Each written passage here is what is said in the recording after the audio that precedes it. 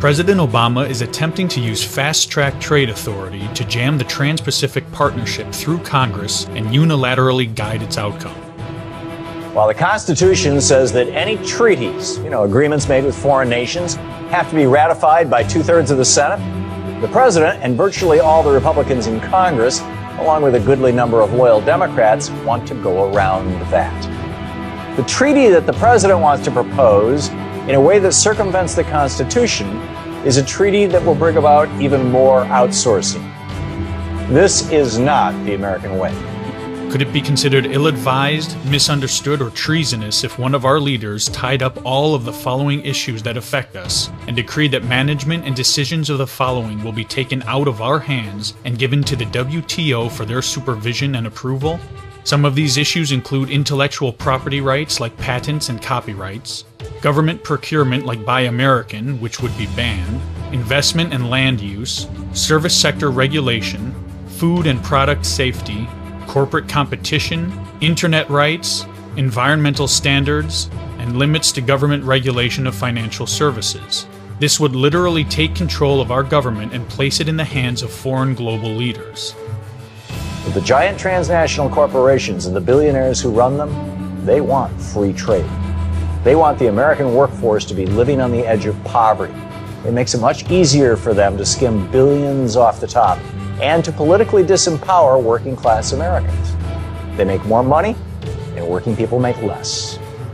President Obama is secretly leading the misunderstood TPP agenda, and he's willing to bypass Congress and the Constitution to do so, largely via the Fast-Track Trade Authority. The Fast-Track Trade Authority grants the President of the United States dictator-like powers to completely bypass Congress so his personal agenda can get passed. There's no input from Congress, let alone the public, about what goes into these trade agreements before they receive a single up or down vote from Congress. The Fast-Track Authority also allows the White House to work in secrecy with negotiators and lobbyists from large multinational corporations to rewrite policies that affect areas from job security for average Americans to the health and safety of our food. They know that it's so toxic that they're negotiating it in secret. They won't even tell members of Congress what's up. And they intend to dump this thing in front of Congress on a take-it-or-leave-it basis. Instead of calling it a treaty, they're calling it an agreement, so that instead of 2/3 of the Senate, it's only going to require a 51% vote of both houses of Congress. As a result of both NAFTA and the WTO, the U.S. has fallen victim to job losses, alarming debt and trade deficits, outsourcing of businesses on a catastrophic scale, and a flood of cheaply made foreign imports.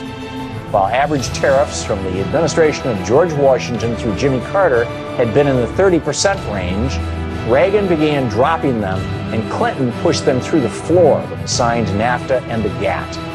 Average import tariffs now are less than 2%. The result? It's almost impossible to find anything made in America, except maybe at a fast food joint. And even there, more and more of the beef and vegetables are imported from south of the border. By utilizing the Fast-Track Authority, President Obama is destroying our fundamental constitutional system of checks and balances while simultaneously trading away our sovereignty to foreign nations and multinational corporations in the name of free trade.